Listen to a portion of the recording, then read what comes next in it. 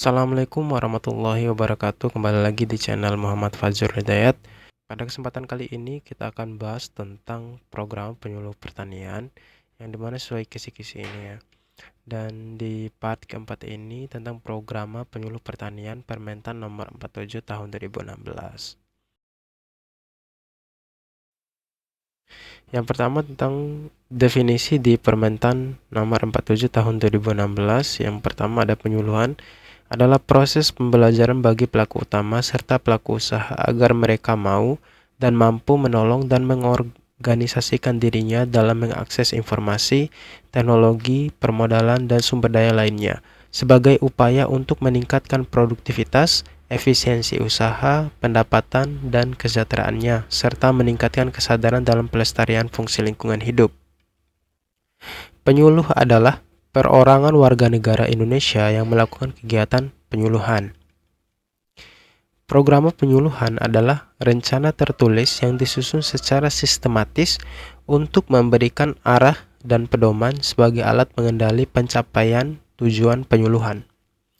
Rencana kerja tahunan penyuluh adalah jadwal kegiatan yang disusun oleh penyuluh berdasarkan program penyuluhan setempat yang dilengkapi dengan hal-hal yang dianggap perlu untuk berinteraksi dengan pelaku utama dan pelaku usaha. Mimbar serasehan adalah forum konsultasi antara wakil pelaku utama dan atau pelaku usaha dengan pihak pemerintah secara periodik dan berkesinambungan untuk musyawarah dan mufakat dalam perencanaan pengembangan usaha pelaku utama dan pelaku usaha dalam kaitannya dengan pelaksanaan program pembangunan pertanian. Rembuk Tani Desa adalah pertemuan antara pengurus kelembagaan petani untuk menggali masalah-masalah dan merumuskan kebutuhan kelompok serta aspirasi pelaku utama dan pelaku usaha sebagai salah satu bahan yang akan diusulkan dalam mimbar serasehan kecamatan. Musyawarah Perencanaan Pembangunan atau disebut dengan Musrenbang adalah forum antar pelaku dalam rangka menyusun rencana pembangunan nasional dan rencana pembangunan daerah. Pelaku utama adalah masyarakat di dalam dan di sekitar kawasan hutan, petani, pekebun, peternak, nelayan, pembudidaya ikan, pengolah ikan, beserta keluarga intinya. Pelaku usaha adalah perorangan warga negara Indonesia atau korporasi yang dibentuk menurut hukum Indonesia yang mengelola usaha pertanian, perikanan, dan kehutanan. Petani adalah perorangan warga negara Indonesia beserta keluarganya atau korporasi yang mengelola usaha di bidang pertanian, wanatani, minatani, agropastur, penangkaran satwa, dan tumbuhan di dalam dan sekitar hutan yang meliputi usaha hulu, usaha tani, agroindustri, pemasaran, dan jasa penunjang. Poktan adalah kelompok tani adalah kumpulan petani atau peternak atau pekebun yang dibentuk atas dasar kesamaan kepentingan, kesamaan kondisi lingkungan sosial, ekonomi, sumber daya, kesamaan komoditas, dan keakraban untuk meningkatkan serta mengembangkan usaha anggota. Gapoktan adalah kumpulan beberapa kelompok tani yang bergabung dan bekerja sama untuk meningkatkan skala ekonomi dan efisiensi usaha. Pos penyuluhan desa atau kelurahan adalah kelembagaan penyuluhan di tingkat desa atau kelurahan yang merupakan unit kerja non-struktural yang dibentuk dan dikelola secara partisipatif oleh pelaku utama. Perilaku adalah pengetahuan, keterampilan, dan sikap atau bisa saya singkat PKS, pengetahuan, keterampilan, dan sikap pelaku utama dan pelaku usaha dalam penerapan inovasi teknologi usaha tani dari hulu sampai hilir. Non-perilaku adalah kondisi yang mempengaruhi keberhasilan usaha tani, pelaku utama dan pelaku usaha berkaitan dengan ketersediaan prasarana dan sarana pendukung usaha tani. Komoditas pertanian strategis nasional adalah jenis-jenis komoditas yang ditetapkan sebagai komoditas prioritas di tingkat nasional karena perannya yang strategis dalam pencapaian ketahanan pangan nasional. Komoditas unggulan adalah jenis-jenis komoditas pangan yang potensial dikembangkan di daerah-daerah tertentu sesuai dengan kondisi agroekosistem setempat. Yang kedua, Permentan nomor 47 tahun 2016 lebih dalam lagi tentang kerangka pikir. Kerangka pikir penyusunan program penyuluhan pertanian di setiap tingkat secara umum digambarkan sebagai berikut. Saya akan jelaskan per tingkatannya ya. Yang pertama ada tingkat desa, tingkat kecamatan, tingkat kabupaten atau kota, tingkat provinsi, tingkat nasional. Yang pertama dilakukan adalah hasil analisis keadaan dan hasil evaluasi program penyuluhan pertanian tahun sebelumnya digunakan sebagai bahan diskusi dalam pelaksanaan rembuk tani atau mimbar sersehan. Di hasil evaluasi program bisa teman-teman lihat T-1 di situ ya. Itu artinya program penyuluhan pertanian sebelumnya. Itu hasil evaluasinya dan analisa keadaan. Yang kedua, ada di tingkat desa disebut dengan rembuk tani desa. Sedangkan di kecamatan, kabupaten atau kota, provinsi, nasional sebutannya adalah mimbar sersehan.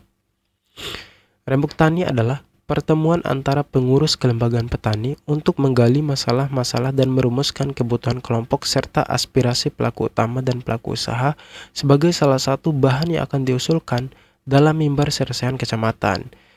Mimbar sersehan adalah forum konsultasi antara wakil pelaku utama dan atau pelaku usaha dengan pihak pemerintah secara periodik dan berkesinambungan untuk musyawarah dan mufakat dalam perencanaan pengembangan usaha pelaku utama atau pelaku usaha dalam kaitannya dengan pelaksanaan program pembangunan pertanian.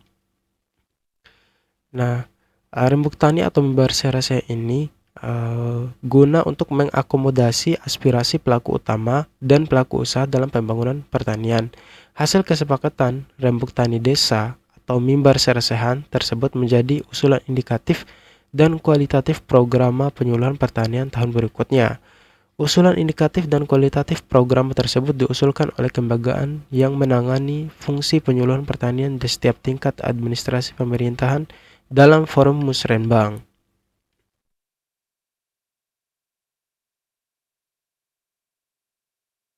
Di tingkat desa sebutnya musrenbang desa, musrenbang kecamatan, musrenbang kabupaten, provinsi, dan pusat.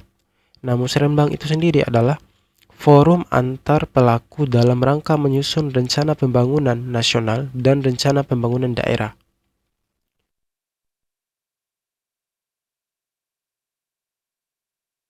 Berdasarkan hasil musrenbang disusun program penyuluhan pertanian di setiap tingkat pemerintah yang dibiayai oleh anggaran pemerintah dan pemerintah daerah.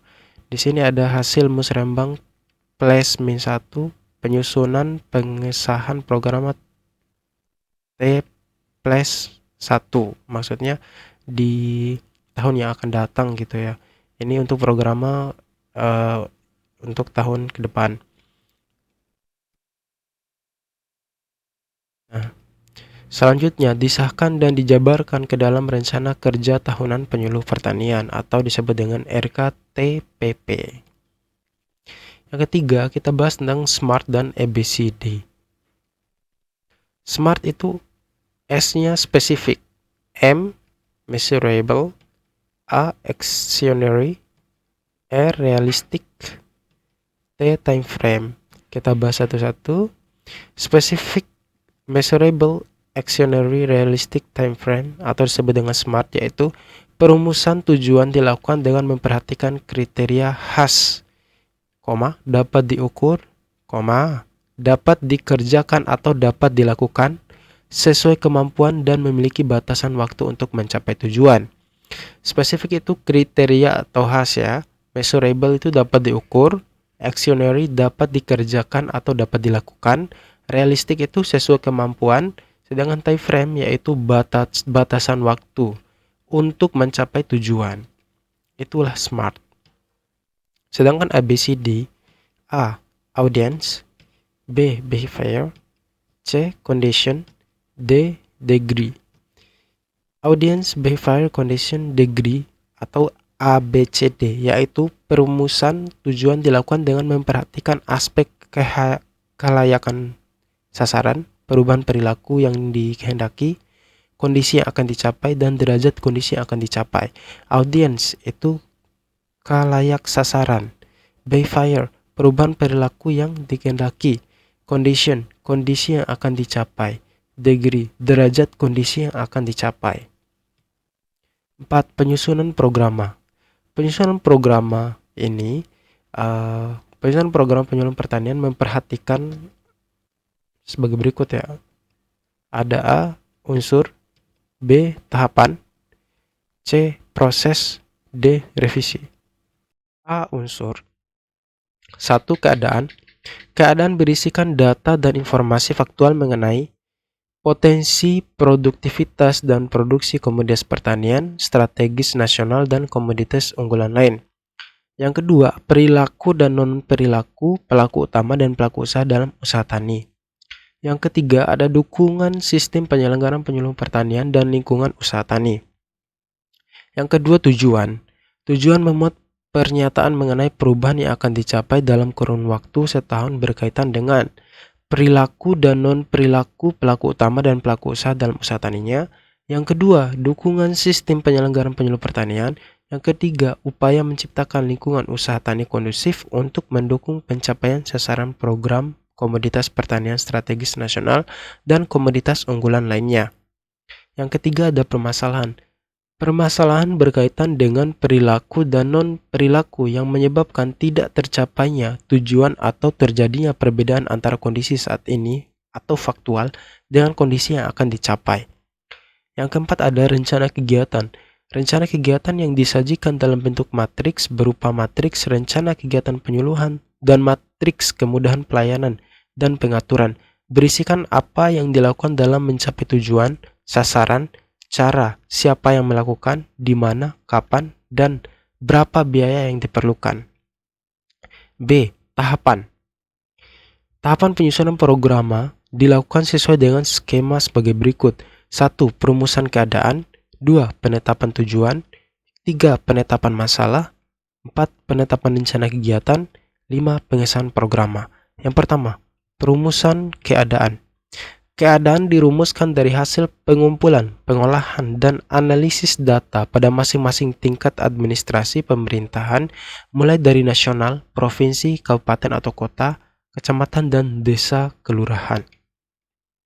Kedua, penetapan tujuan dilakukan dengan merumuskan perubahan keadaan yang akan dicapai dalam kurun waktu 1 tahun, berkaitan dengan perilaku dan non-perilaku pelaku utama dan pelaku usaha. Prinsip yang digunakan dalam merumuskan tujuan meliputi kriteria SMART dan aspek ABCD. 3. Penetapan masalah. Penetapan masalah dilakukan dengan mengidentifikasi dan merumuskan faktor yang dapat menyebabkan tidak tercapainya tujuan atau menyebabkan terjadinya perbedaan antara kondisi saat ini faktual dengan kondisi yang akan dicapai. 4. Penetapan rencana kegiatan. Penetapan rencana kegiatan dilakukan dengan merumuskan cara mencapai tujuan yang menggambarkan bagaimana tujuan bisa dicapai. Rencana kegiatan ini disajikan dalam matriks rencana kegiatan penyuluhan dan matriks kemudahan pelayanan dan pengaturan. Yang kelima, pengesahan programa.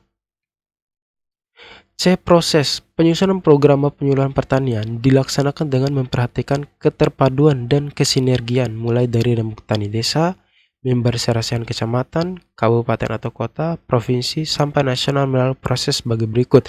Sebenarnya proses ini sudah saya jelaskan di atas tadi ya teman-teman.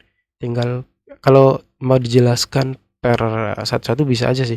Tingkat kecamatan, analisis keadaan, evaluasi program T-1 atau tahun sebelumnya, terus melakukan mimbar serasahan, musrembang kecamatan, terus musrembang T+1, penyusunan programa, rencana kerja tahunan penyuluh pertanian. Sebenarnya sudah terangkum dalam gambar ini ya teman-teman. Kalau mau lebih spesifik, contoh tingkat nasional, melakukan analisis keadaan, terus hasil evaluasi programa tahun sebelumnya, terus melakukan mimbar serasahan nasional, terus musrenbang pusat, dan selanjutnya hasil musrenbang T+1, penyusunan pengesahan. Seperti itu teman-teman. Kalau mau lebih spesifik ke tingkat tingkatnya, tingkat desanya, tingkat kecamatannya, tingkat kabupaten atau kota, tingkat provinsi, dan tingkat nasional. Sama aja sebenarnya. Revisi. Revisi program penyuluhan nasional, provinsi, kabupaten atau kota, kecamatan, dan desa atau kelurahan dilaksanakan apabila terjadi perubahan sasaran kegiatan dan anggaran dalam tahun berjalan program. Ya, terima kasih teman-teman telah menonton video ini. Jangan lupa di-share dan di-subscribe juga teman-teman, bantu untuk support channel ini teman-teman. Terima kasih. Wassalamualaikum warahmatullahi wabarakatuh. Go, go, go, go, go, go, go, go, go, go.